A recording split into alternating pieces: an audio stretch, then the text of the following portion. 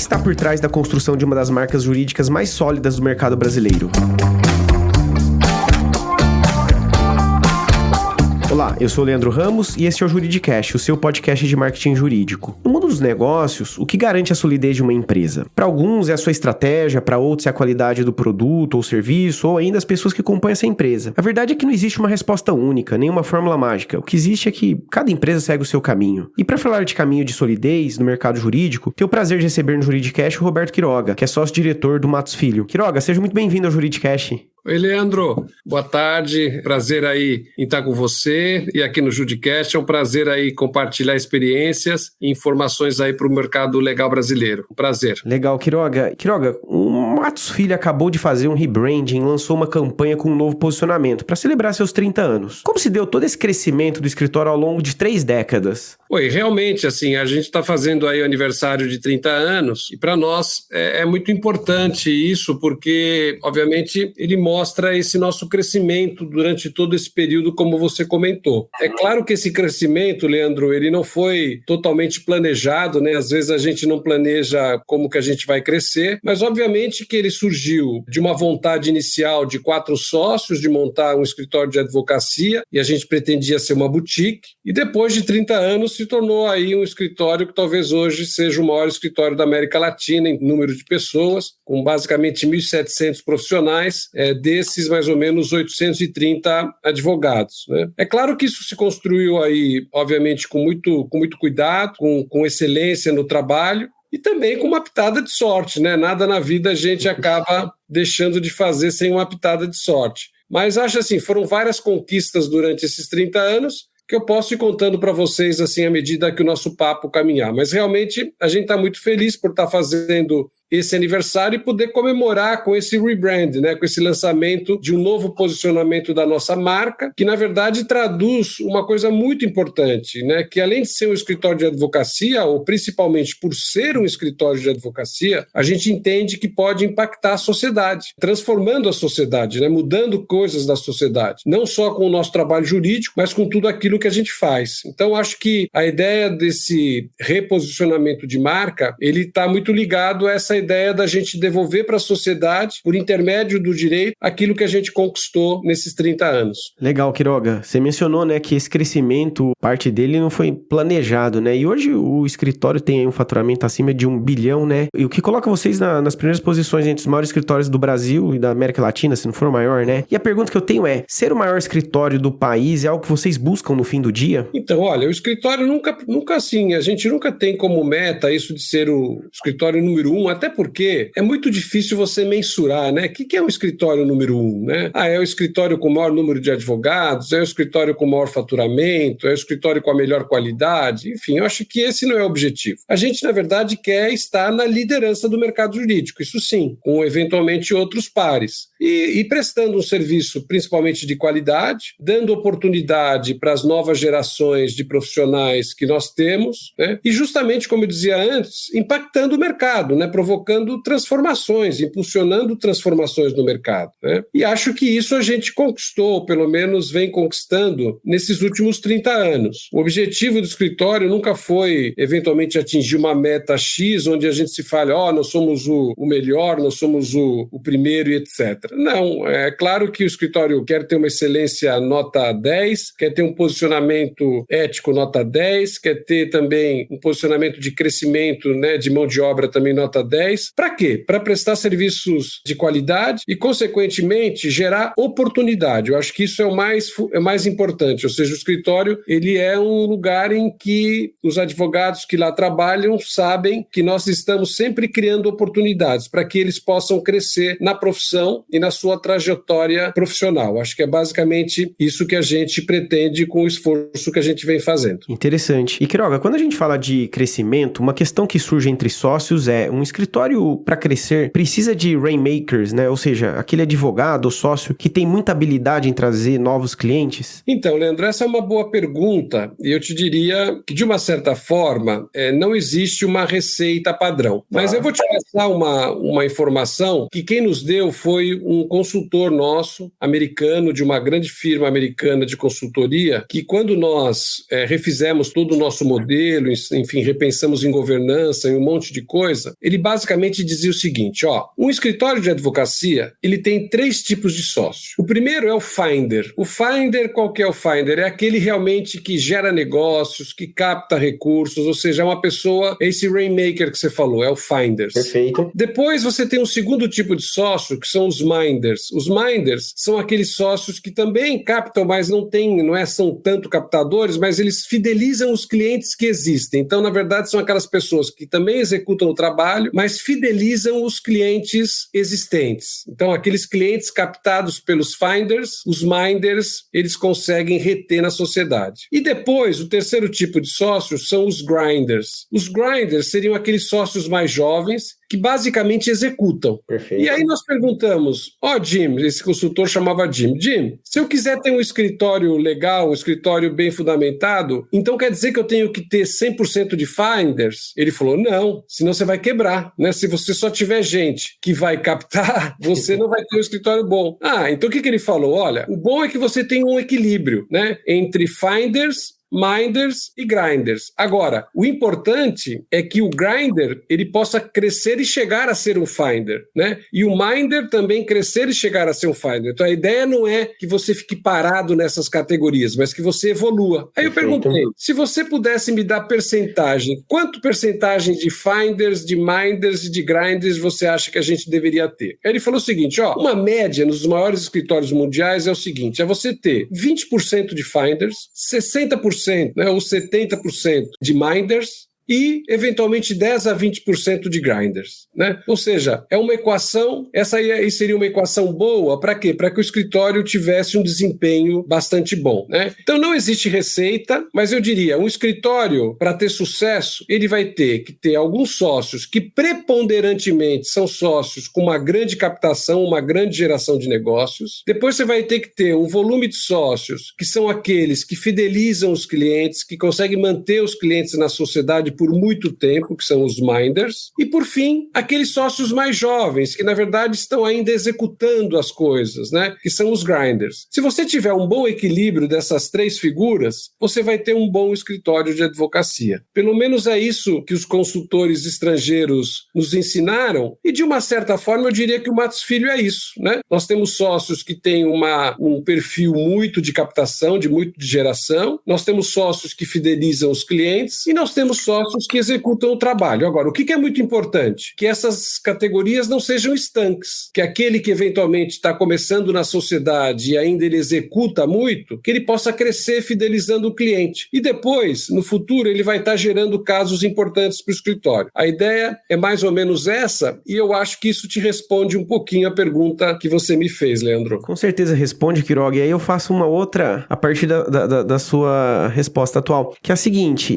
você falou que o ideal é que esse sócio ele vai evoluindo aí, né, e chega até a ser um Finder. E a pergunta que eu tenho é, se um eventual sócio não tem muita habilidade para se tornar um Finder, ele não deveria se tornar sócio da banca? Bem, aí você coloca um tema que eu venho falando muito e acho que é importante ressaltar. Existe um mito no mercado que se criou, dizendo o seguinte, para você ser um Finder, né, ou um Rainmaker, você tem que nascer com isso, né, como se fosse um dom divino, né, que vem lá de Deus e você vira um vendedor, né? Vamos dizer assim. Na minha visão, essa interpretação ela é totalmente equivocada. Eu não tenho dúvida, eu tenho absoluta convicção que hoje você pode ser um bom gerador de negócios, um bom captador de negócios, se você tiver uma técnica, se você for capacitado para isso. Talvez 70%, 80% de um bom gerador de negócios é técnica. E 20%, 30%, eu diria assim, é vocação. É aquela pessoa talvez mais extrovertida, divertida, pessoa que se comunica muito bem, pessoa que fala muito bem, mas esquece isso. Para você ser um bom rainmaker, para você ser um finder, para você ser um sócio que gera negócios, você precisa de técnica, você precisa ser ensinado, você precisa ser, na verdade, capacitado. E isso é o que os americanos fazem e que os ingleses fazem, não tem nenhum segredo, né? E todos os sócios, eles podem ser capacitados para gerarem negócio. No Matos Filho, a gente sempre bate muito isso na tecla, né? Aquele sócio recém-ingressado na sociedade, com 30 e poucos anos, ele ainda não tem total habilidade comercial. Mas você consegue ensinar, ter uma técnica para ver com ele, para ver como que ele melhora nisso, tá? E eu não tenho dúvida de que isso pode ser capacitado. Então, não acreditem. Você é assim porque veio uma vocação, né? Uma coisa que veio lá de cima e que caiu na sua cabeça e que você é. Não, isso é besteira. Na verdade, geração de negócios é técnica, 70%, 80% técnica e 20% estilo. Então, todo mundo pode ser ensinado, todo mundo pode ser capacitado. E isso é buscar o consultor certo, é ter um trabalho de business development dentro do escritório, ou seja, ter um grupo que se preocupa com isso, que fala com o sócio. Mas o que eu quero dizer, né? Não pode ter aquele sócio que fala assim, eu não gosto disso, eu não gosto de almoçar com o cliente, eu não gosto, não. Esse sócio é out, esse sócio não dá para ser, né? Aquele sócio que quer ser um sócio de gabinete, dificilmente tem algum tipo de utilidade, ele pode ser uma exceção, um cara muito especialista, uma exceção da exceção. Todo sócio de um escritório de advocacia tem que ter o seu lado comercial. E para isso ele tem que ser capacitado, ensinado para fazer isso e é totalmente possível. Eu posso te dizer com convicção que isso é feito no Matos Filho, a gente sempre procura fazer isso. Obviamente, alguns vão ter uma super possibilidade de captação, outros uma capacidade menor. Agora, sempre é possível ter esse perfil dependendo de cada um de nós. Perfeito, Quiroga. E recentemente, né, o Matos Filho anunciou a promoção de 3 advogados para o seu quadro societário. E aí, nesse quesito, quais foram os requisitos para um advogado se tornar sócio do Matos Filho? Então, acho que assim, a primeira coisa é ser um profissional que tem uma competência técnica muito forte, né? Então, hoje os sócios do Matos Filho, normalmente eles têm uma média de idade entre 35 anos, mais ou menos. Se eu pudesse falar, entre 33 e 35 anos. Então, o advogado se forma lá com 23 anos e ele fica mais ou menos 10 anos para chegar a sócio. Tá? Então, normalmente, esse advogado que tem esse percurso, ele já está totalmente formado tecnicamente, é um excelente advogado em termos de qualidade, de serviço e etc. Além disso, ele também desenvolve atividades para aperfeiçoar também as suas competências comportamentais e, obviamente, ele vai treinando isso durante todo o período. E, claro, se possível, é importante que esses advogados desenvolvam, já quando forem mais seniors, habilidades comerciais, né? Ou seja, então tem que ser, a gente chama lá no Matos Filho, a gente fala assim, a gente quer cidadãos da sociedade. O que quer dizer isso? Que o sócio seja um cidadão, né? Que ao mesmo tempo ele traga negócios, mas ele seja um cara que trate bem a equipe, uma pessoa de personalidade boa, de personalidade, enfim, adequada, que seja um agregador, né? Que seja alguém que traga realmente um valor para a sociedade. Por isso que ele é um cidadão. Agora, o que é um cidadão da sociedade? É uma pessoa que tem esse conjunto de habilidades. Habilidades comportamentais, habilidades técnicas e habilidades também comerciais. Então eu te diria, o nosso advogado, como a gente tem um plano de carreira, Leandro, que vai desde advogado 1 até advogado 4. Tá. Então, para cada fase da carreira, ele vai conquistando habilidades. Quando ele chega lá como advogado 4, o que a gente pressupõe? Que ele já esteja totalmente formado tecnicamente, que ele já tenha desenvolvido todas as suas skills de competências e que ele também tenha começado esse teu lado comercial. Às vezes ele não tem esse lado comercial tão aguçado, né? Mas ele vai começar esse processo de melhora, esse processo de capacitação, tá? Então é esse conjunto de competências e de habilidade é que vai fazer ser sócio do Matos Filho. E por que a gente fez, na verdade, 13 sócios, né? Nós éramos 120 e hoje somos 134. Porque, na verdade, a gente foi formando os nossos advogados. Então, os advogados foram subindo as suas etapas e hoje nós tínhamos sócios já, advogados já prontos para assumirem a sociedade e nós apostamos muito nos jovens, né? Isso é uma coisa que o Matos Filho tem como peculiaridade. A gente não tem medo de fazer sócio, a gente acha que o sócio jovem é aquele que vai realmente trazer o dinamismo, né? Trazer o empreendedorismo para a sociedade, e é dessa forma que a gente vem crescendo e, felizmente, eu posso te dizer, a gente vem obtendo os resultados bem interessantes nesse sentido. E Quiroga, já que a gente está falando de sociedade, pela sua experiência, quais são os motivos mais comuns para uma ruptura societária em uma banca jurídica? Agora trazendo a outra visão, né? A saída de um possível sócio. Olha, eu diria que são 3 coisas que, se não tiverem muito bem ajustadas numa sociedade, elas provocam a ruptura. A primeira, eu vou falar um pouco, é a vaidade. A segunda é o poder. E a terceira é o dinheiro.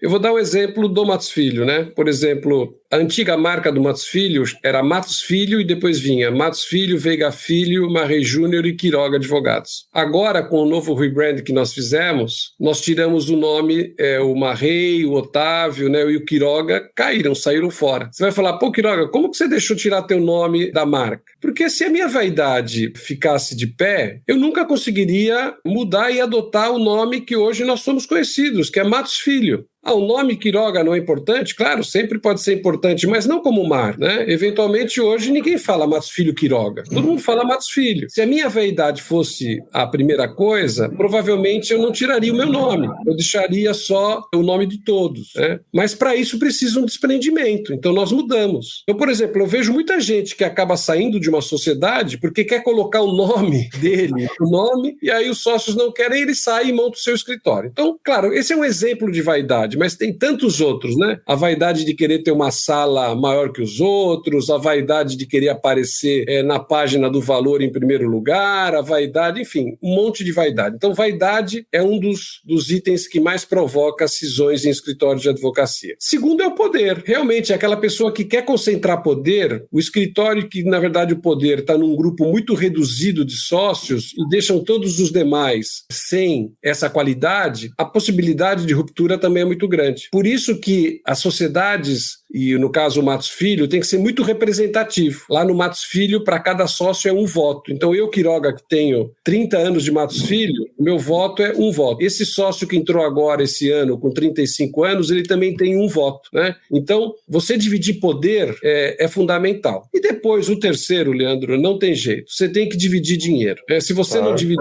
dinheiro, você vai perder as suas melhores cabeças, né? Eles têm que entender, os sócios têm que entender alguma coisa justa, né? Ou seja, você não pode ter um sócio ganhando 1 e o outro sócio ganhando 30 vezes mais que aquele que ganha 1. Né? Você tem que ter um range menor, ou seja, os sócios têm que estar mais perto, as remunerações têm que estar mais perto. Se você tiver um sócio que ganha estratosfericamente mais e aquele sócio menor que não ganha nada, quando esse sócio crescer, ele vai sair da sociedade porque você não divide dinheiro. Então eu acho que isso, né, vaidade, poder e dinheiro, talvez são as 3 sementes do diabo, né, que eu poderia falar, né? Ou seja, são sementes que provocam a discórdia, provocam eventualmente a ruptura de um escritório de advocacia. E Quiroga, já que você falou de dinheiro, né, queria trazer agora para nossa conversa o assunto remuneração. No início da década passada, vocês mudaram o modelo de remuneração do escritório, né? E aí a pergunta que eu tenho é, o que motivou essas mudanças e quais foram os seus impactos? Então, olha, a mudança que a gente fez há 10 anos atrás, para quem não conhece, né, o ouvinte que não conhece, é o seguinte: o nosso sistema de remuneração anteriormente dos sócios era um sistema que estava muito vinculado à performance individual desse sócio. Então, por exemplo, se eu trouxesse um cliente, eu ganharia um percentual da nota de honorários dele. Se eu trabalhasse no caso, eu ganhava um pedaço das horas que eu trabalhava. Então, estava muito ligado à tua performance individual com o caso.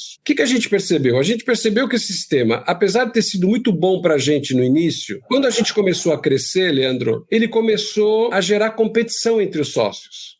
Em vez da gente ter um único escritório, nós começamos a ter vários escritórios dentro de um único escritório. E aí, na verdade, a gente falou, olha, se a gente quer crescer, se a gente quer ser uma sociedade grande, nós temos que eliminar as competições entre nós. E a melhor forma era mexendo no modelo de compensação, né? O modelo de remuneração. E aí nós fomos ver o que existia no mundo, fomos ver o que existia nos Estados Unidos, o que existia na Inglaterra, o que existia na Espanha, e a gente identificou esse modelo, que é chamado de modelo de lockstep, ou Modify Lockstep. O que é esse modelo? É um modelo de faixas de remuneração, então imagina que você tem a faixa 1, faixa 2, faixa 3, até a faixa 15, são 15 faixas. Você enquadra um sócio numa dessas faixas, e todo ano esse sócio é avaliado. E ele pode subir, ou pode descer, ou pode ficar onde ele estava. Então, na verdade, todo o dinheiro que entra para a sociedade é do todo, são de todos. Né? E você é avaliado por vários fatores, então não só pela remuneração que você gera, mas por fatores institucionais, por fatores administrativos, marketing, cross-selling, né? Assuntos institucionais. Então você faz uma mescla de habilidades para avaliar o sócio. E todo ano você é avaliado. Você estava lá na faixa de remuneração número 5. Você foi bem esse ano, cumpriu todas as metas, todas essas metas qualitativas e quantitativas, você sobe uma faixa.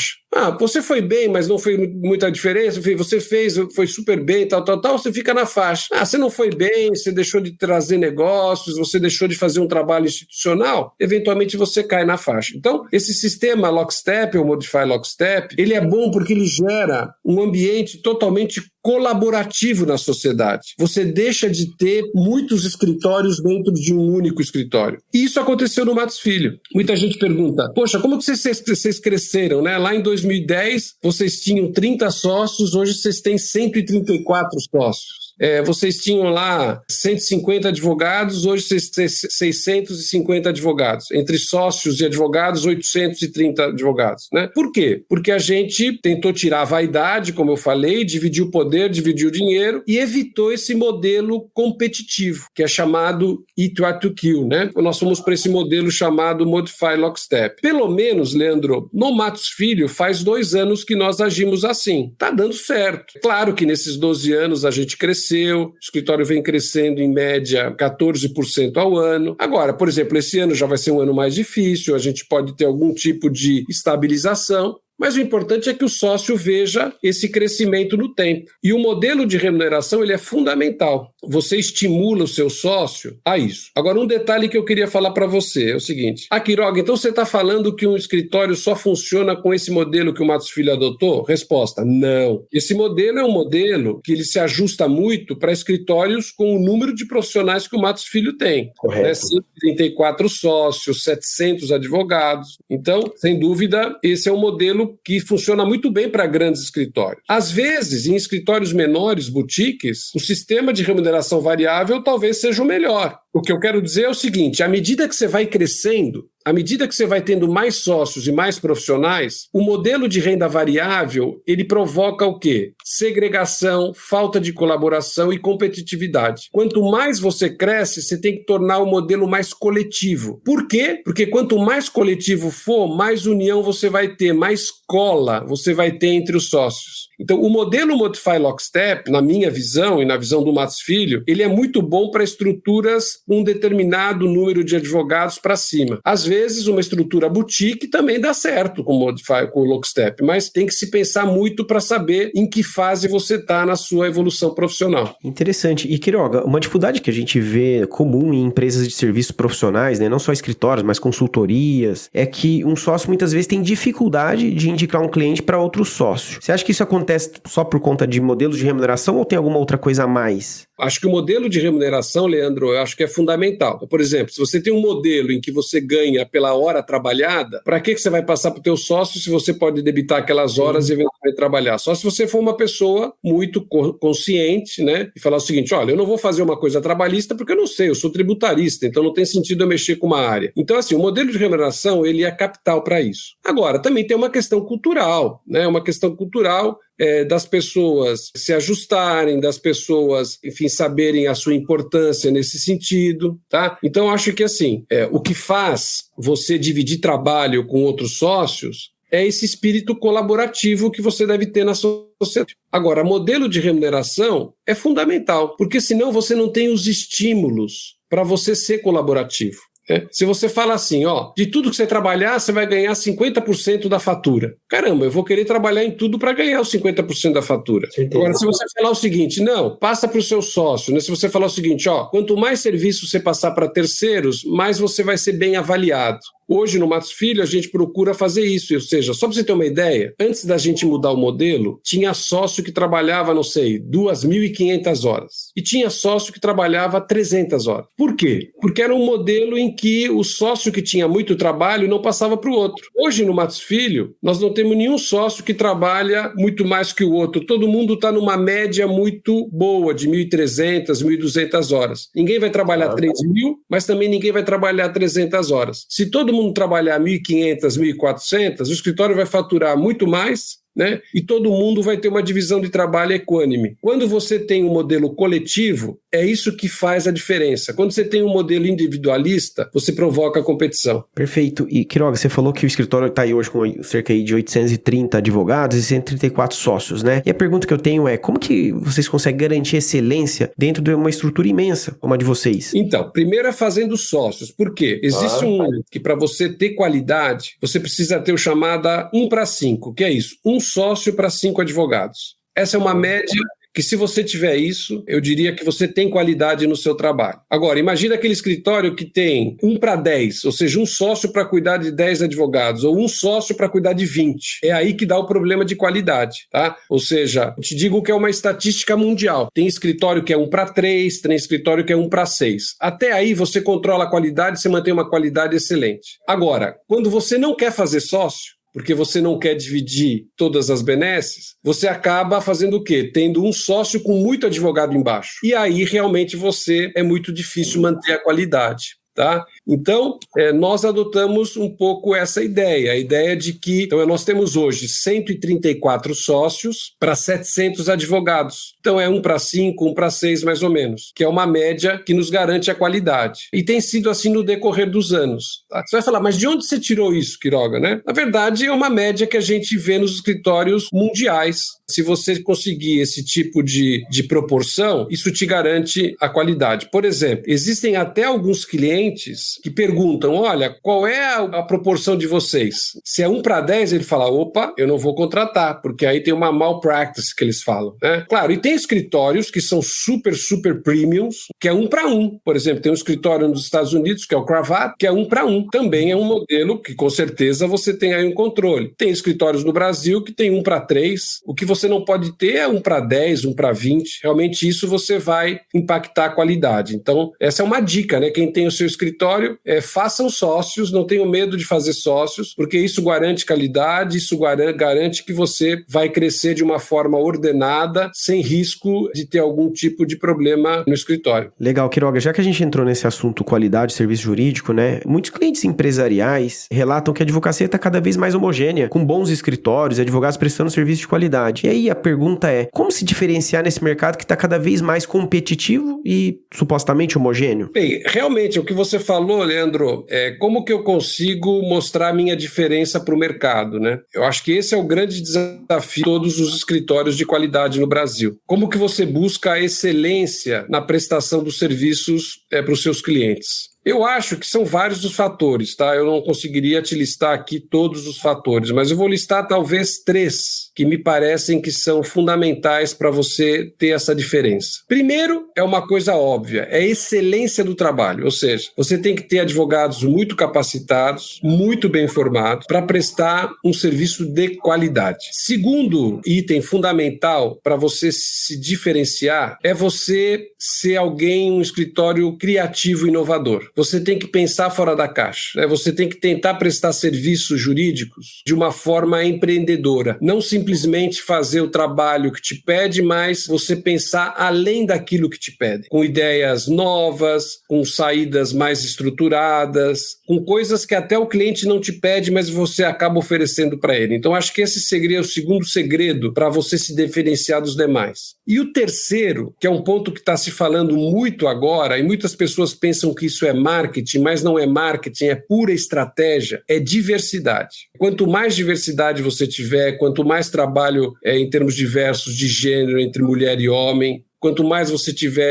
das minorias, ou seja, população negra, população LGBT, pessoas com deficiência, pessoas com orientação religiosa diferente, ou seja, a diversidade, ela faz com que você tenha vários vieses na sociedade e que possibilitam você ver o negócio, o cliente, de uma forma diferente. É por isso que não é à toa, né, Leandro, que hoje todos os escritórios brasileiros de grande porte estão trabalhando muito com diversidade. Só para você ter uma ideia, o outro dia nós recebemos um cliente que falou o seguinte: olha, eu quero trabalhar com Matos Filho, mas eu só trabalho se nesse tipo de caso que eu estou te dando, você tem um advogado negro trabalhando nesse caso, ou que você tenha 50% de mulheres trabalhando nesse caso. Então, isso começa a existir. Por quê? Não é porque o cliente está querendo fazer uma coisinha bonitinha, um marketing, etc. Porque ele sabe que quando ele tem diversidade, o caso dele vai ser melhor analisado, porque são vieses diferentes, tá? Então, diversidade deixou de ser uma boa prática para ser uma obrigatoriedade dentro das empresas e principalmente dentro dos escritórios de advocacia. Lá no Matos Filho, nós estamos trabalhando isso intensamente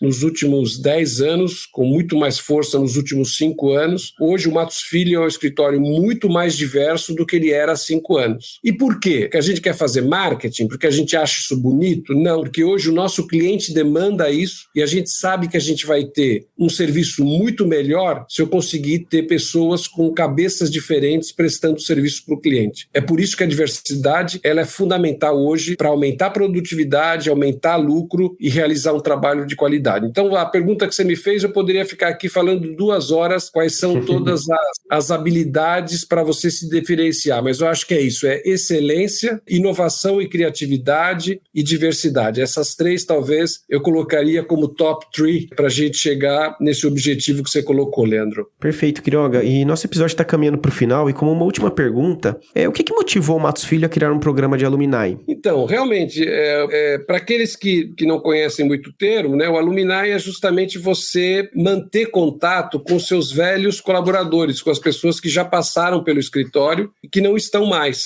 Tá. Mas foram pessoas que contribuíram para o crescimento do escritório, né, contribuíram para a evolução do escritório. E o Matos Filho justamente tem isso. Hoje, toda pessoa que sai do Matos Filho, a gente incentiva a ele entrar no nosso Alumni. Então, ele se registra num site e anualmente a gente faz um evento com esses aluminais, né? Às vezes convidando para um happy hour, uma palestra de alguém que vai falar sobre isso e a gente faz a palestra. Então a gente acaba trabalhando dessa forma, Leandro. E por que isso, né? Sim. Porque a pessoa pode não trabalhar mais com você, mas ela ainda sabe que você foi importante na carreira dela. Então imagina um advogado que trabalhou 5, 6 anos no Matos Filho, que portanto viveu um tempo muito, muito importante da sua carreira lá, ele sai do Matos Filho e vai para uma empresa. O que acontece? Ele, na verdade, se torna um parceiro nosso, né? Ele quer saber como o Matos Filho está, né? Se ele saiu bem do escritório, ele vai desejar o quê? O crescimento do escritório, etc. Então, o Alumni mantém esse vínculo e faz com que o escritório possa se conectar com os nossos ex-colaboradores. Essa também é uma prática muito comum no mundo, nos escritórios americanos e nos escritórios ingleses, e vários escritórios brasileiros,